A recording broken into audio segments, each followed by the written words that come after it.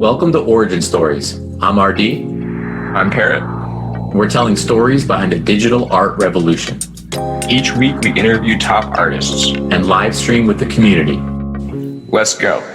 Today is tomorrow's origin story. Odious, welcome to Origin Stories. Thanks for having me. We started talking when you were faceless. Yeah. And then you had a face. Well, you always had the voice. Yeah, and I've always had a face. That's true. And now we see it all right here, right now on Origin Yep. Stories. It's amazing to be here with you, man. Thank you, man. Likewise. I look at this Origin Stories and the thing you got going on with Parrot as like the home of crypto, the home of NFTs. It's amazing that you say that. I told you off recording, it's always been this passion from the beginning. The idea was a passion. Pairing with Parrot was a passion. Walking it forward has been a passion. It's never felt like work. Mhm. I'm always interested in asking the questions and learning more. And so, yeah, thank you for taking the time today. Yeah, no worries. You get to meet all the cool people in this space. I'm jealous. Odious, what is your origin story? All right. Okay, so from an early age, about 11 years old, I knew that I wanted to do something creative with my life. I grew up watching YouTube, thinking, hey, that these guys get to wake up every day, do what they love. No one's telling them what to do, and they're making a living out of it. Like they wake up every day, and they're loving life. It doesn't feel like a job. It's more just like you said, like a passion. And so I wanted a small slice of that. Going all the way back, school was pretty rough for me. I was always shut down in conversations, always excluded.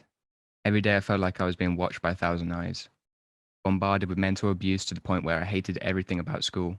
I couldn't focus because I was always on high alert. Moved schools because it started to turn physical. I thought my new school would be a reset for me, for my school life. I could finally focus. I was wrong, and they had a spider web of connections that trickled down into the school that I moved to, and were advised to continue the bullying. If I could make it through 2 years, I'll be good. I can do whatever I want, and I'll be free. And then since then, it's just been about repair, confidence, fear, anxiety. I'm still working on that till this day. There's a reason why I didn't show my face for so long, that being one of them. I felt like it allowed people to connect with my art a lot more. Maybe they can put themselves in my position, the characters that I created. You can replace them with your own and get lost in the worlds that I designed. All those artworks, although they were a piece of me, the main goal there was to reach out to people and allow them to, I don't know, have a deep dive into my mind without speaking to them. I've never really been good with words. I stumble on my words a lot. My thoughts race. And I lose my train of thought a lot. And I think that's just because I've got so much going on in my head. I can't think about what I'm about to say next. And I believe that all stemmed from my school life. So it feels weird when people want to hear me speak. Like now I'm talking about my story, my goals, my thoughts. It just feels weird. Before I felt like there was a timer on my lips. I had 10 seconds to speak anymore, and I felt like I was wasting everyone's time because that's how it felt like in school. Flipped to the present day, and I'm doing the Origin Stories podcast, and that's the only thing that I'm supposed to do, just talk about me and my life. That story resonates with me. And yet, ever since I've known you, from times when it has just been Odious's voice, and I think everyone universally feels how special your voice is, how it is a very meditative voice. It's a very calm voice. It's a very, in my eyes, it's a very intellectually clear voice. And I know you're reflecting and saying at points in the past, you felt like you only had 10 seconds to speak and you had a lot of thoughts in your head and maybe trouble getting them out all in that short frame of time, or that perceived short frame of time. Mhm. And yet, ever since I've known you, again, since late 2020, you've always been together, composed, and clear. At least that's my perception. How have you been able to make that leap? I think it's just baby steps, one step at a time. The plan was to never reveal my face, stay anonymous forever, and live behind a mask. That's why my first piece is called uh, Hidden Beneath the Mask. Mhm. Um, yeah, so the idea was that I would never show my face, and I just live on through this character. I've always wanted to be able to reveal my face and show the true me, allow people to connect with me on a more personal level. And then when we had our Nifty drop, the collab drop, I was like, this is the time. If I'm gonna do it, I'm gonna do it now, Mhm. and I'm gonna make a spectacle of it. Ashley was like, you should do a piece, and then whoever collects the piece gets a mint of your face before it's revealed. And I was like, okay, we're not gonna go that far, but you know, I wanted to make sure it was a special moment because it's a big part of my life. Yeah. And like you said, a big step. So yeah, it's just been a gradual climb up the mountain, taking these calls. I was a few seconds from typing a few emails to a few different people saying, hey, this isn't going to work for me. This isn't going to work for my brand. And it wasn't because I didn't think the project was going to work. It was because I didn't want to hop on call with these people and and go through that, or what I thought was going to be an awkward conversation, because I've never been allowed to speak. So again, when I'm when it's just a one-on-one conversation and it's about me and about my art and about my future, it feels weird when people say, hey, I want to listen to you. Are you starting to roll your shoulders back and relax into the new norm? Yeah, for sure.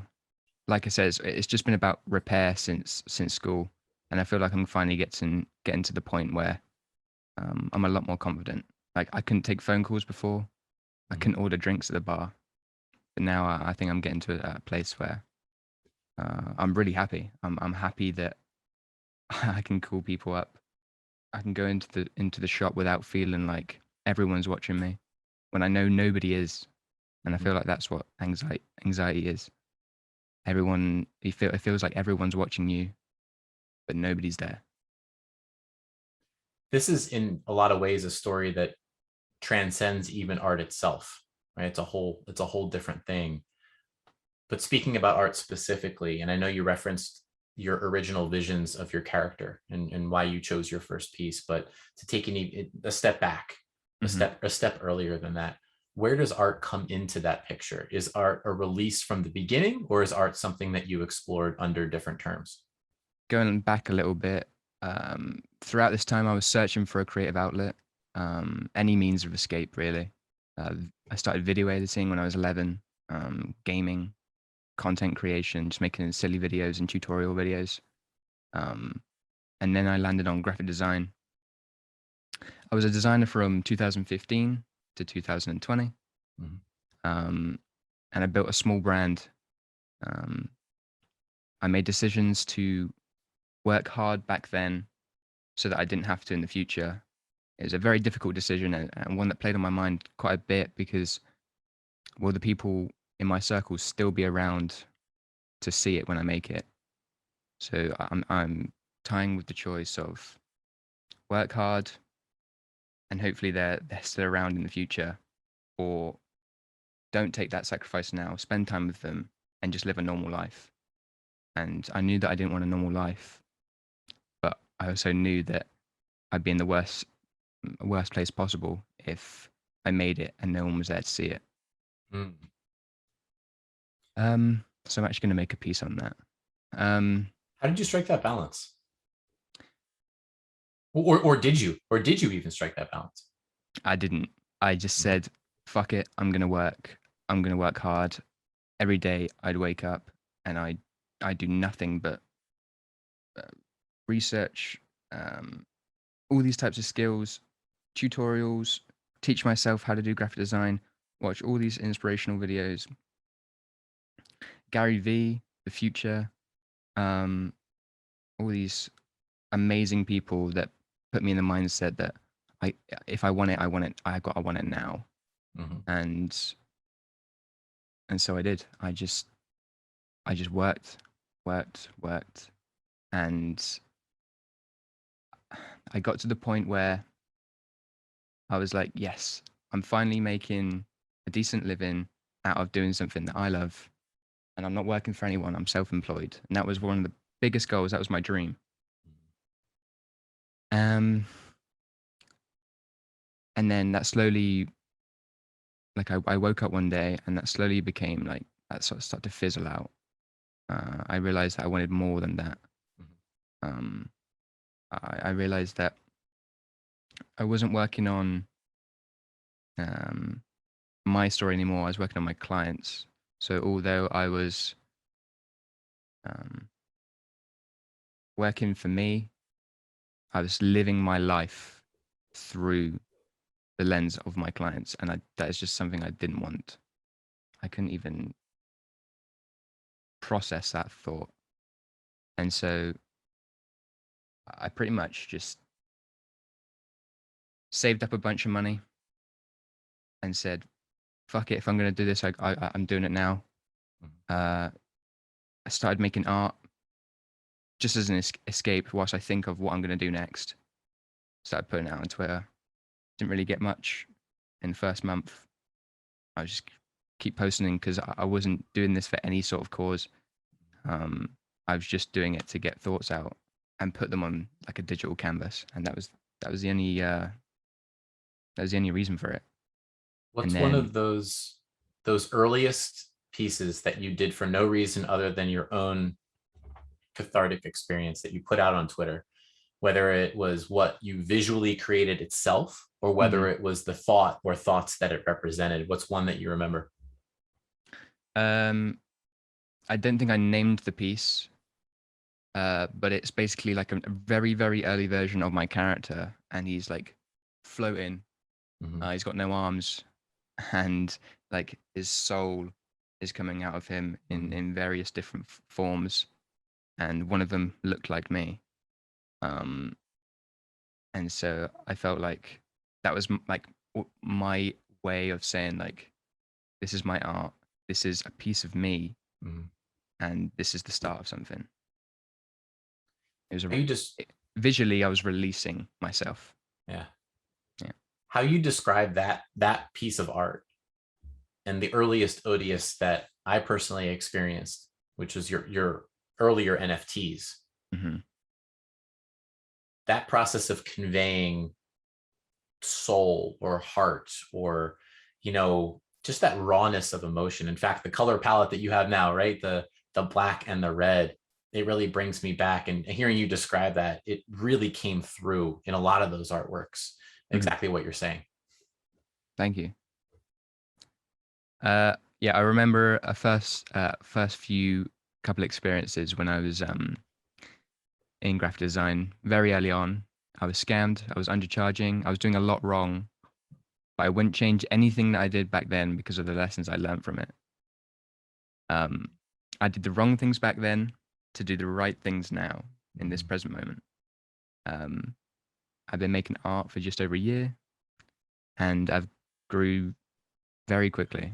But those 5 years of experience gave me the tools and life lessons I needed to get where I am to this day. I wanted to create my own story. I was mentally in a very lonely place, and as an escape, I started making art. Releasing all of my thoughts for a digital canvas felt amazing. And when I posted my work on Twitter, I didn't expect to see any sort of reaction. I just put a little piece of me out there, and anyone can stumble upon it and see me without knowing me. And I thought that was special.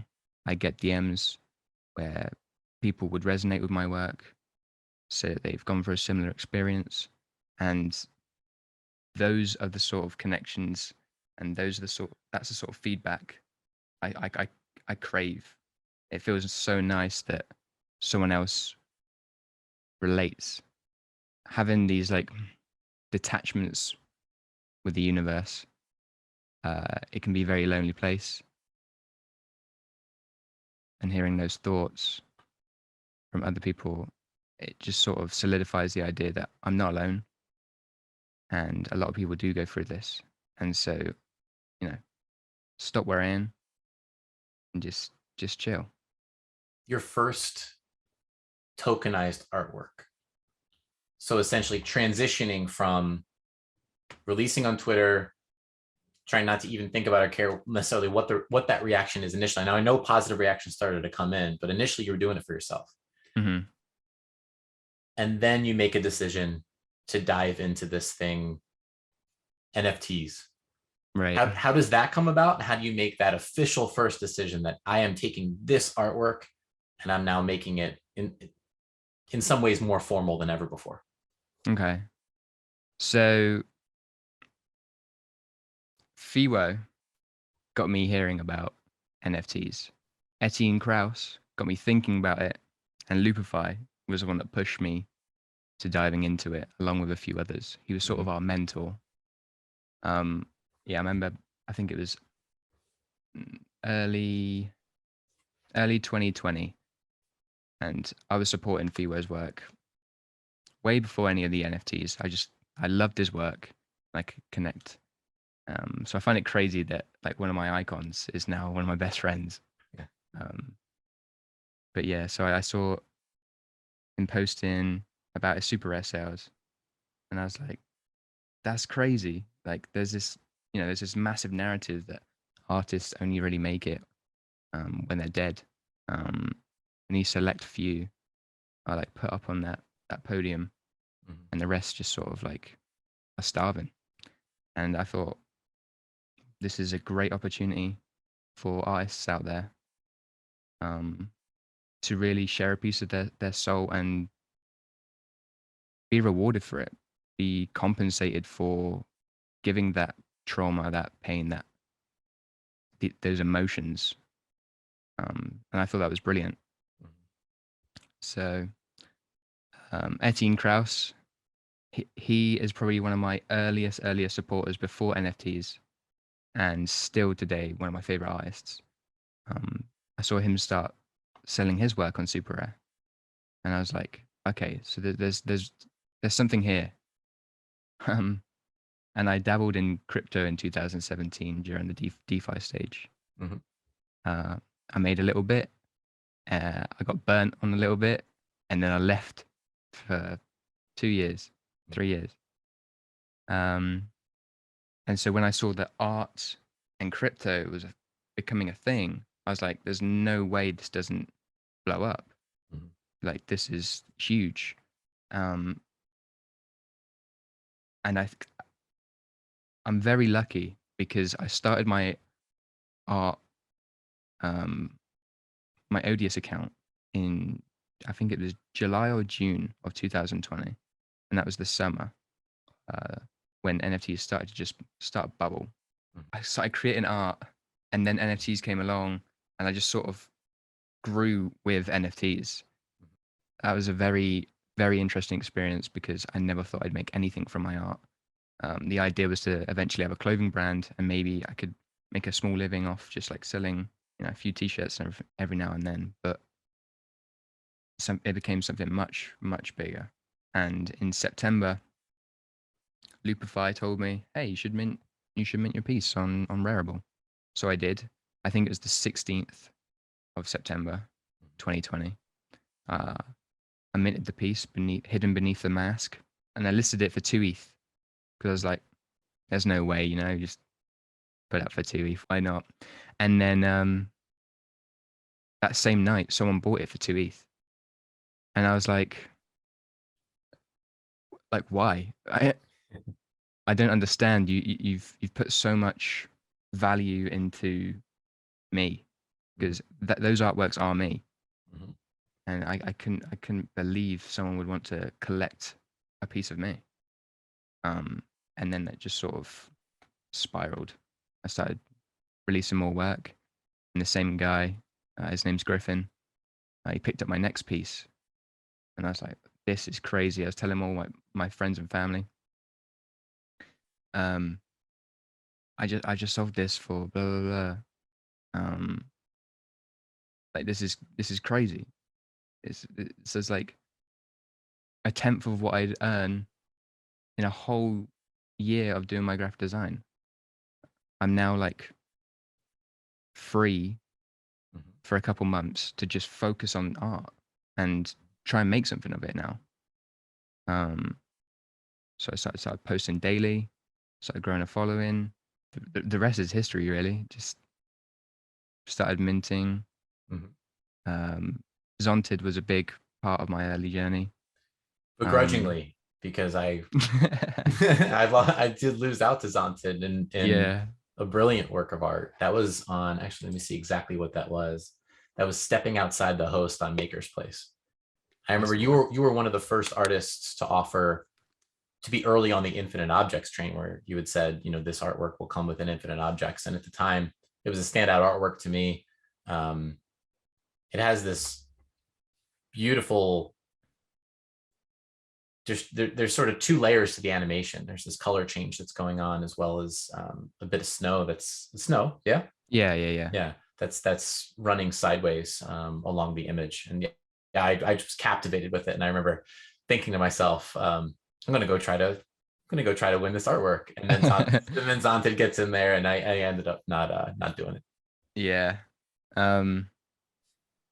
Yes, and another early collector was Daniel Pan. I don't know if I said that right. Yeah, he was an early supporter. I believe he collected one of my pieces on Rarible. And it was amazing. I was starting to grow a little collector base, and this was before I was on SuperRare. And then I applied to SuperRare.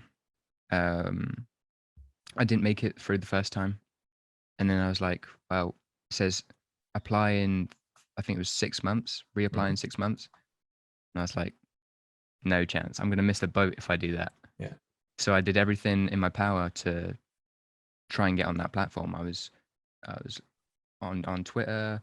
I was going through the Discord, trying to get to the guy in charge. Yeah. And I spoke to Zach, and then I sent my work, my new work, because, okay, it's just stepping back a little bit.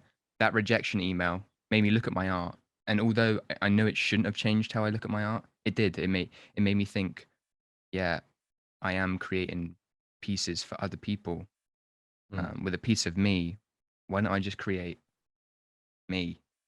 And then I started to do that. I started to create new pieces that would just be personal experiences, my emotions, and then I reapplied with a new set of artworks. And then he was like, right, let me check this out. Send a link, and I'll let you know if you're in. And then a couple of days later, I got the email saying your account's been whitelisted on SuperRare, and I literally just froze. I froze and looked up into the sky, and I was like, wow, like I feel like my life changes from this point on. Odious, where's that confidence come from? So you have that rejection moment. You get the rejection notice. You're not accepted on SuperRare. And instead of looking at, all right, 6 months, I guess I'll wait and then reapply after 6 months if it's still a thing. Where does it come from to dig deep and look at your art and look at how you're creating, look at SuperRare, look at the process to dig into the discords and the relationships to escalate the scenario to find Zach and have that communication and eventually break through onto the platform? Where did you find that strength? I think it was just as soon as I read that rejection email, I looked at my art and I was just like, is this me? Does this feel raw to me? Does this feel like am I going to be consistent with this style and this like theme of a love story forever? Or because I need to be true to myself, because if I change like that, all the people that collected from me previously, they're either going to have a very rare piece because there's limited supply of that old artwork, or they're going to be very annoyed because it's not what I'm doing now. And so I just looked at my work and I was like, okay, I'm just going to try and paint a little bit more of me. And so yeah, I just pulled my emotions, threw them on a digital canvas, Yeah. reapplied, and then I was accepted. And I think the idea of waiting 6 months, knowing where this space is heading, I think you've got to have good foresight. And I knew that this space was going to be massive. It still is very small in comparison to what it will be. So I didn't want to miss that boat. And so I made it work. Two things. So one, I'm fascinated personally with forks in the road, because that sounds to me like a decision point that could have gone either way. And I think it would have been completely understandable to take the other path, which would have been essentially see ball, hit ball. Like okay, it's 6 months, it's 6 months. And maybe it's a setback, and maybe you spend a month kind of bemoaning not being accepted on a SuperRare. So I love a good fork in the road. I'm a sucker for that story every day of the week. And it's incredible to me that you chose that path and pushed through. And obviously it ended quite well. Now, the other thing I'm thinking about is something else you said. And that was that you knew where the space was headed. And so you were looking at that 6 months, and that 6 months, I'm putting words in your mouth, but felt like a death sentence to know where the space is being headed and be held back from one of the major platforms on that space. How did you know where the space was going? The real answer is I have no idea, but it's one of those where I knew where it was going, but there's always the chance that, you know, it's just like a euphoric mindset. I don't know. I looked at crypto back in 2017, and I was like, this is cool, but you know, there's no, it's not glorious. It doesn't look good. And I felt like with NFTs, instead of like investing in a stock or investing in a DeFi project or a altcoin, you're investing in an individual, an artist. So knowing, you know, the like art Twitter, I knew that these personalities had the legs to go the distance. I was betting on these artists, so it was less that I was betting on NFTs and betting on these people, and being able to own a piece of this person before, you know, the space rockets, was a no-brainer to me. Yeah, so it's like when you see an early YouTube channel, and I do this a lot. I see like a YouTube channel with like 10,000 subscribers, and I'm like, wouldn't it be cool if I could invest in this person at 10,000 subscribers? Because I know I've seen their content, I can understand that they're going to go places, and to be able to then cash out when they're like 5 million subscribers. And a lot of the ones that I've looked at that have had low subscriber counts are doing amazing now. So I feel like just that foresight from YouTube, I just pulled that over to the NFT space and worked out.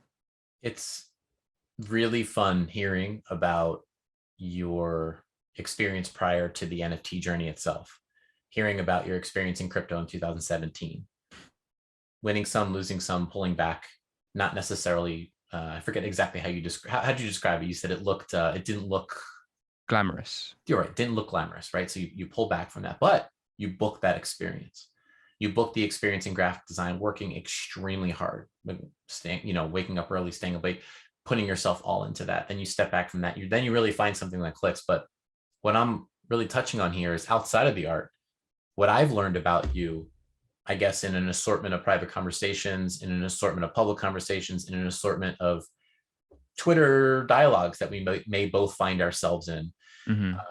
I consider you one of the sharpest people, one of the sharpest I was going to say artists, but people in this broader NFT art and beyond space, in terms of not only making decisions on behalf of yourself and your own art, but also investing in some key places, investing in other pieces of art and other, both artists and projects as well.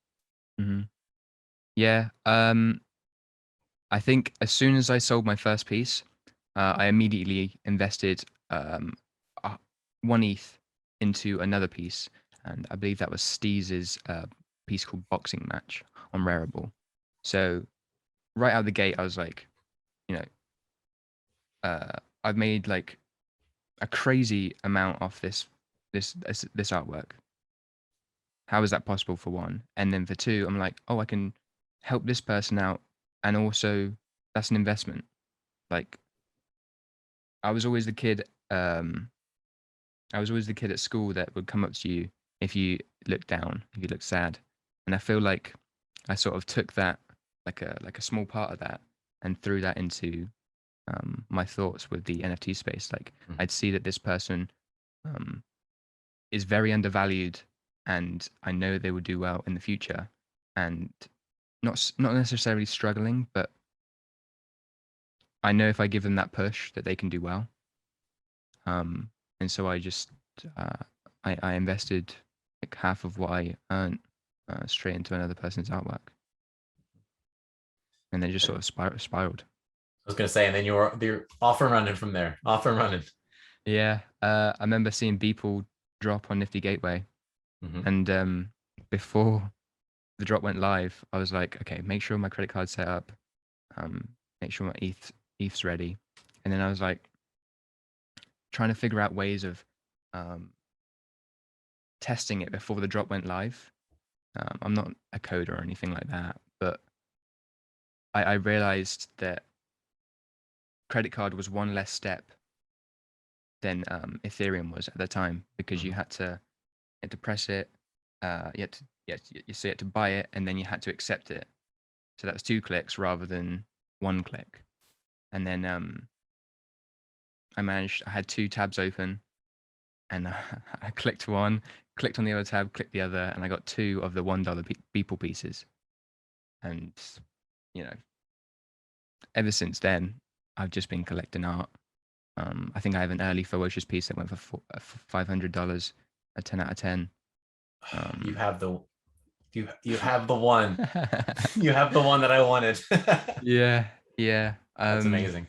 I don't know how I feel right now, right? Yeah, I think that's the one. Yeah. The all blue, colorful, brain leaking out. Yeah.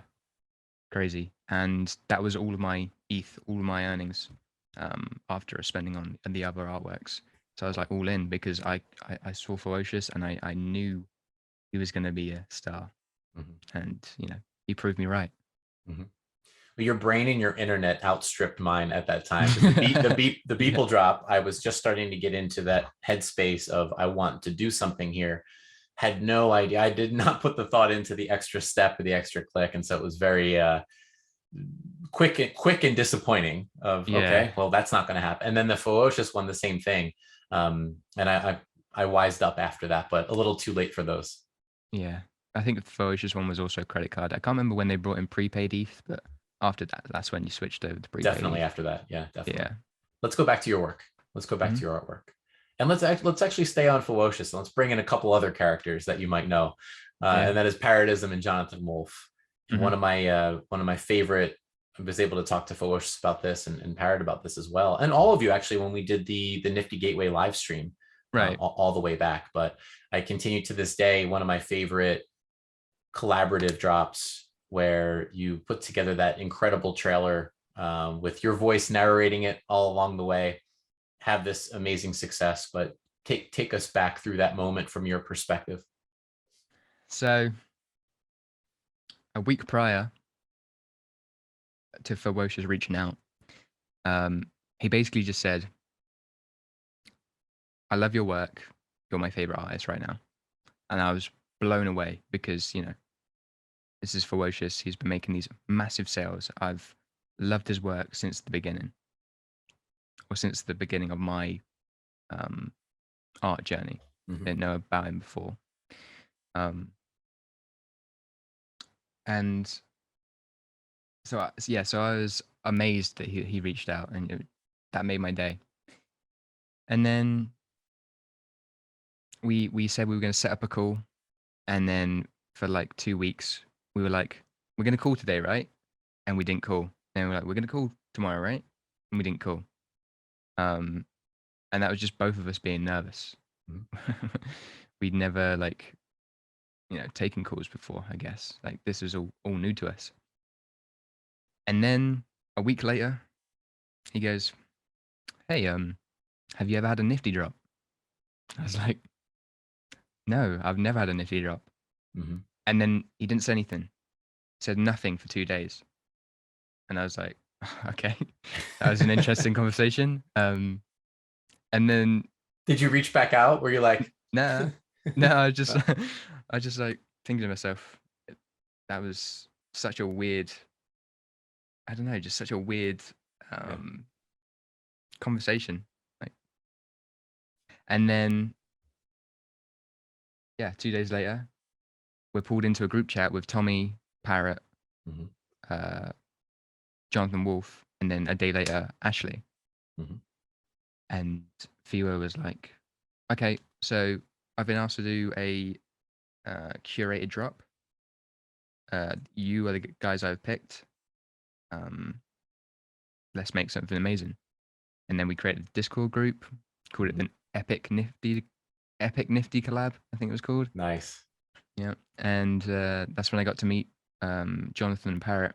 I was in an art group chat on Twitter before with all these names, Mhm. Parrot, Jonathan, Fewo. And I'd always see their work posted in the group chat, and we'd all share it about.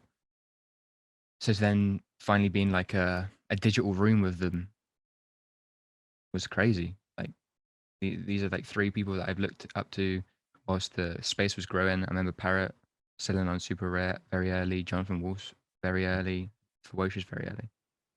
And so I was amongst these giants in the Twitter art world, and also the leading giants in the NFT world. Mhm. And then there was just me creating art. Made a few sales on Rarible. Um, oh, I think I actually had pieces on SuperRare at this point. Mhm. Yeah. But it wasn't going for anywhere near what the other guys were going for. Yeah, so I was in the Discord with Fewo, Parrot, and Jonathan Wolfe, and we just started talking about what we're going to do for this project. It was amazing because all different styles, we all brought something different to the table, but cohesively, we we managed to develop and create something that you can see a piece of all of us Mhm. whilst seeing um, a hybrid of everyone. Mhm. So you see us individually, and you also see this massive um, scope. And so that was probably one of the best experiences of my life. It allowed me to be so free with my work, um, talk to these guys every single day, updating them on my work, them updating me on theirs. Um, and they over the time they just became my best friends. Like, yeah, I, I still find it crazy today that the people that I looked up to are now my best friends. That's the best part. It came through as so genuine. It was clear that even if it was a relatively short period of time, um, you all made the most of it, and everything that you did publicly from the drop on, or the mini build up to the drop and on, it came through as you genuinely enjoyed each other. You enjoyed each other's company. You enjoyed each other's art, and it really does feel like this organically blossoming, like you said, friendship. Yeah. Um, Way more than just you all uniting over art. Hmm. And then so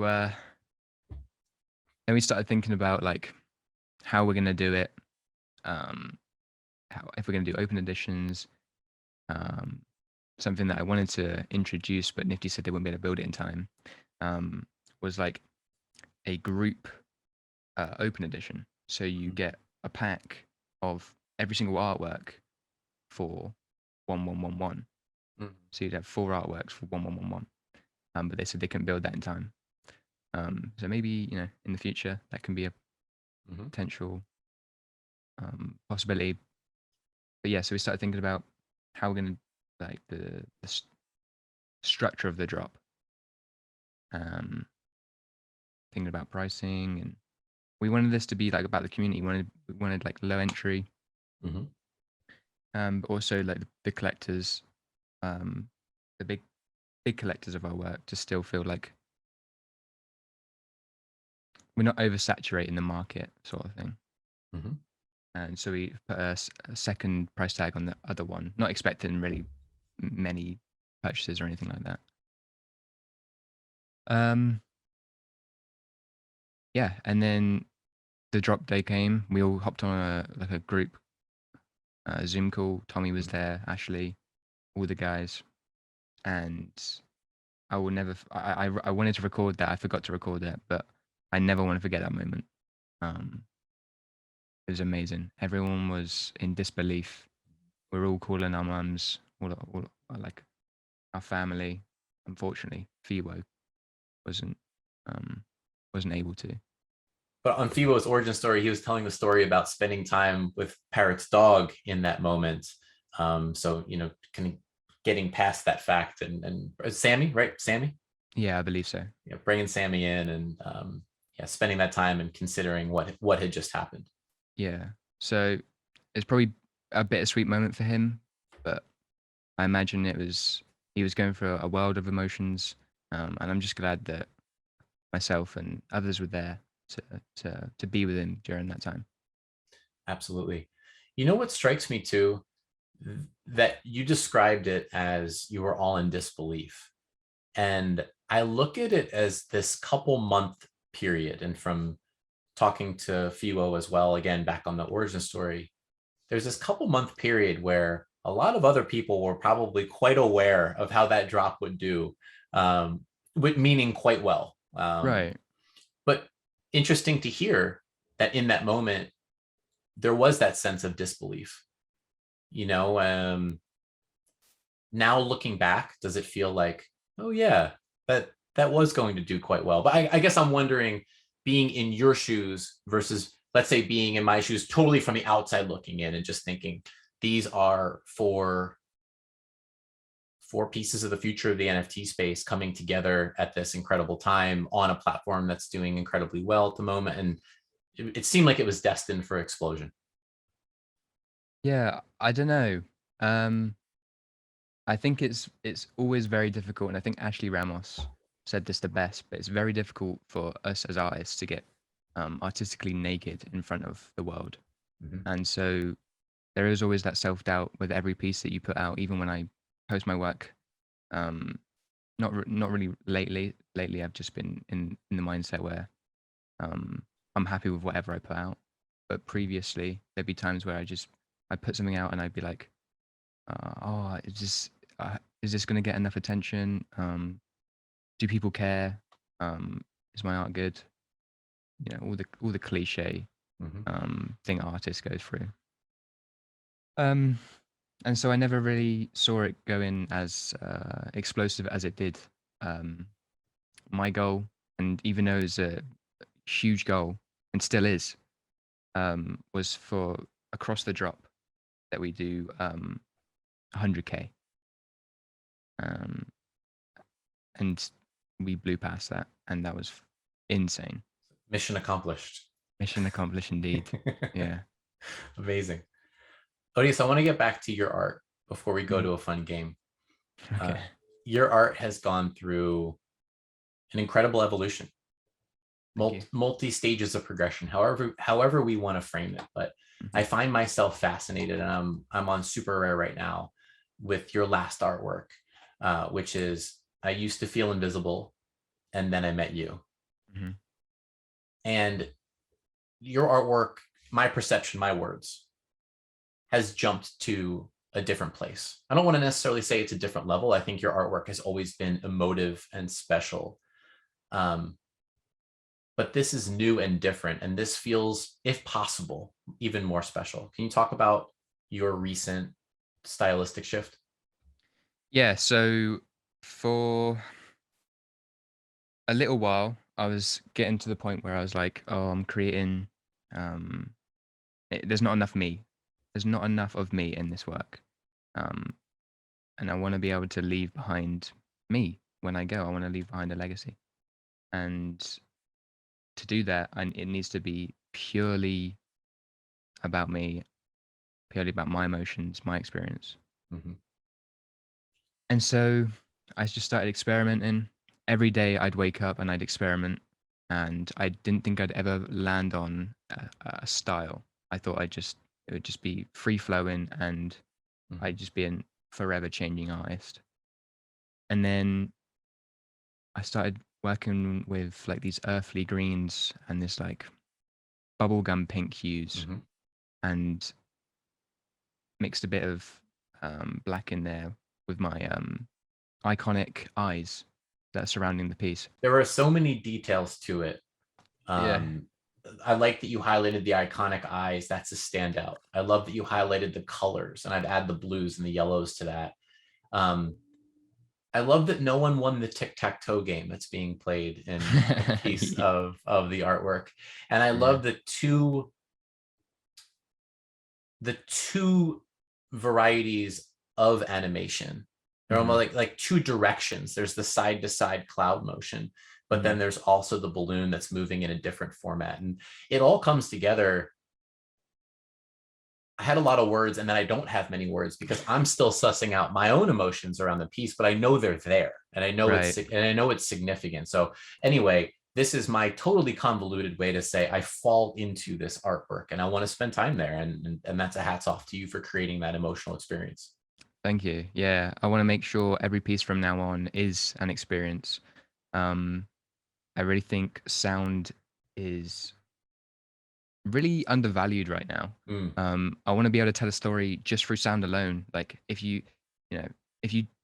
turn off your monitor and you just listen, you can still get an idea of the piece. And then when you bring that image with it, it just becomes this whole new world, this whole new universe. Yeah. So, and I feel like sound adds a lot of the emotions that I can't express through color. Makes it immersive. Right. Yeah, so the switch to this style, I wanted to remove my character because I started to feel like you'd only look at that and think Odious if you saw the character. Like you'd be searching for it. It'd be like, where's Wally? Every time I'd post a piece. And I didn't want that. I wanted you to instantly know that's Odious just by like color, texture, and style, recurring patterns and themes. And so I feel like that's what I've accomplished with this new style, and I'm still developing it. But I'm so much happier. I feel like it expresses me a lot more, and a big part of my work is contrast. And I like to have a very vibrant, friendly-looking, childish visual experience. But the deeper you go, you'll understand that it has very dark layers to it. The fun of it is, like you said, it's still evolving. Right. Cannot wait to see where it goes from here. Thank you. Odious, let's play a game. Okay. The lightning round. Snap reactions, whatever comes to mind. All right. Okay, here we go. NFTs. The future. Ethereum. So many use cases and untouched areas. Rarible. The beginning. SuperRare. They gave me a chance. Yeah, they gave me a chance. Maker's Place. It was my experimental platform. I was going through a stage where I didn't know if the platform made a difference for collectors. And whilst I'm also thinking of myself, being a collector, I put myself in their shoes. So it allows me to think like a collector as well. And so I came to the realization that there are benefits of having like your work on SuperRare under the SuperRare token. And I feel like that will change to what Manifold's doing with the custom contracts for artists. I feel like that will be the new premium. Nifty Gateway. Changed my life. Fewocious. That guy has more energy than the sun. Like, if a whole city went down, like had a power outage, and you plugged him into the power source and shook him a little bit, that city's coming back on in no time. That's a good visual. Parodism. Mother Nature's child, and he expresses it through his art. I feel like he's got very earthly themes in his work, and I feel like he's very in touch with nature and in touch with himself. Good one. Jonathan Wolfe. Jonathan finds the beauty in everything.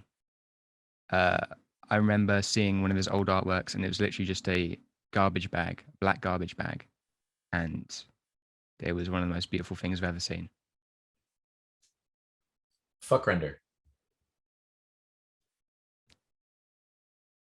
A visionary. Him bringing in the fuck render verse was such a power play, and he's such a brilliant mind. I have no doubt he'll be around for many, many years, and he'll go down in the history books. Agree. The last, chronologically, NFT artwork that you saw that made your jaw drop. It's not an NFT yet, but someone Okay. posted in my DMs the other day. His name's Charisma. Stop Stare on Twitter. He posted this image, and it's a lady. I can't explain it. I won't be able to explain it. I won't do it justice. But that artwork, when that comes out, you'll probably understand. Like that's it. Okay. Yeah. Eyes peeled. We'll give the proper tag. Last NFT artwork and or artist that you looked at and said, why doesn't this artwork and or person have more eyes on or attention? Again, probably Charisma. Stop Stare. And also Kid A and Defaced. I think those are three people that will be painting their chips blue very, very soon. Yeah. They're very smart. They're very hungry. Mm-hmm. Kid A basically just said fuck you to all the platforms that didn't want him, and he made he created an army, and now that army follows him to wherever he goes, and he just got accepted to SuperRare. I was going to say, now the platforms want him. Yep. Funny how that works. Yeah. And I'm excited for Defaced drop. That's going to be huge. He's been hyping that up for ages. He's very good at teasing you. Very good. Huge Defaced fan. Huge. And then Charisma, just because he thinks like me. It's like I feel like he's me. He's me. I've never spoken to him in real life, but we connect on like this higher plane. Like he just understands me. He gets me, and I get him. He reached out to me when he had 8 followers. That's a good origin story right there. Yeah. Amazing. Well, it makes me even more excited because out of the 3 people you mentioned, I am aware of, but I've certainly not deep dove. And so I'm excited now to jump off and go check out more about Charisma. Fantastic. Yeah. Odious, you crushed the lightning round. Yeah. And with that, as we draw close to the end of your origin story, we'll pose the question, what's next? There's a lot in the works. Obviously, Meta Hero. That's going to be a full-on identity project. I was speaking to the guys at Pixel Vault because they wanted me to do the cover for edition 2 of the comic. And then we just started talking, and then Sean G-Funk fell in love with my idea and was just like, do you wanna take this idea and do it under the Pixel Vault umbrella? And I was like, well, the only thing I'm missing is a team. So yeah, and I feel like you've got a great team with the Punks comic, so I imagine you'd only be able to supply me with a great team. And yeah, they are a great team. Amazing team. And then there's some things I can't talk about. Hopefully that will be revealed soon. Got a nifty drop in September. It was going to be July the 15th, but I decided to push it back because the artworks weren't complete to the standard that I wanted it to be, and it had a lot going on, especially with the new pickup of Meta Hero. Can't wait, man. Can't wait. Thanks, man. Well, we did it. You did it. We did it.